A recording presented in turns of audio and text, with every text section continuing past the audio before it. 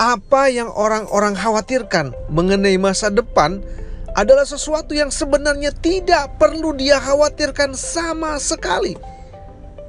Kalau ia yakin bahwa dengan mempunyai banyak keterampilan dan keahlian dan ada yang dia fokus terampil di dalamnya, maka dia akan mampu menghadapi semua tantangan itu. Selamat pagi, semangat pagi. Kita sering mendengarkan berbagai macam keluhan dari orang yang khawatir akan masa depan dirinya. Yang mana masa depan dirinya itu tidak perlu dikhawatirkan jika dia mengetahui bahwa kunci dari memenangkan persaingan masa depan yang paling penting adalah apa yang disebut dengan keterampilan. Mengapa demikian? Karena jelas keterampilan yang tinggi, mumpuni, dan beragam akan sangat mampu mengantisipasi perubahan kemungkinan tantangan yang ada di depan mereka. Ada beberapa hal yang harus dilakukan terkait dengan menguatkan diri, mempersiapkan diri untuk menghadapi masa depan dengan menggunakan keterampilan. Yang pertama adalah selalu menekankan dirinya bahwa dia harus menjadi seorang pribadi pembelajar, yaitu orang yang dengan niat tulus, niat kuat,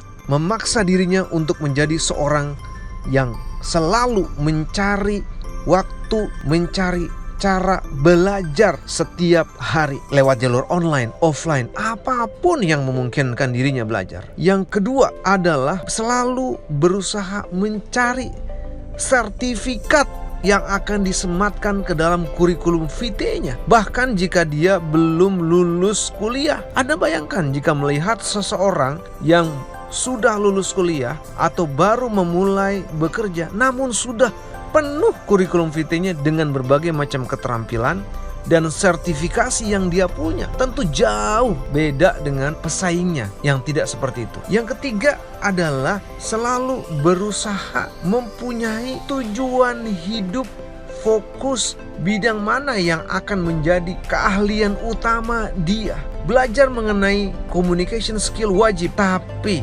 menjadi seseorang yang fokus, paham, mengetahui web designer sebagai tujuan hidupnya adalah yang paling utama. Yang keempat, selalu berusaha untuk mencari proyek kecil yang sifatnya meningkatkan harganya dia. Proyek di sini adalah kegiatan yang mempunyai tujuan tertentu dalam waktu tertentu. Misalkan dia proyek untuk mencari sertifikat online untuk kelas web designer, adalah sebuah proyek. Kemudian yang kelima adalah menekankan dan memotivasi dirinya dan orang lain untuk selalu membagi pengalamannya, sharing pengalamannya kepada orang lain. Jadi bayangkan jika dia bahkan belum bekerja namun dia mempunyai website, mempunyai portal, mempunyai sosial media yang selalu berusaha men-sharing ilmu yang dia punya, tentu akan jauh berbeda dengan orang yang tidak, jarang, malas, atau mungkin enggan membagi ilmunya. Pengalaman membagi ilmu kepada orang lain, pengalaman membagi pengalamannya kepada orang lain akan menjadi nilai plus kepada siapapun yang ia diajak belajar, diajak untuk bekerja, diajak untuk sama-sama melakukan inisiatif. Kesimpulannya apa sahabat sekalian? Bahwa ketika tantangan masa depan yang berat, yang dinamis, yang cepat, yang kita tidak tahu ujungnya seperti apa, sebenarnya bukan itu yang harus kita pikirkan.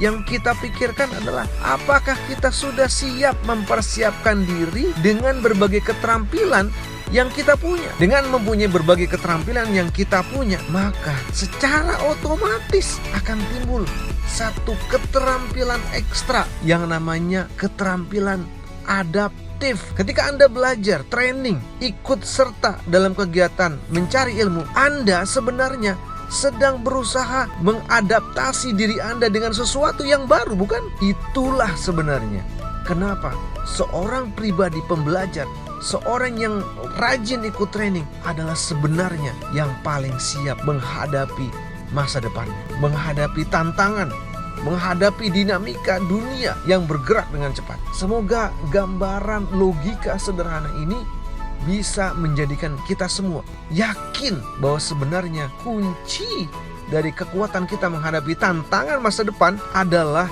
dengan selalu belajar mencari keterampilan baru yang akan dia sematkan ke dalam dirinya.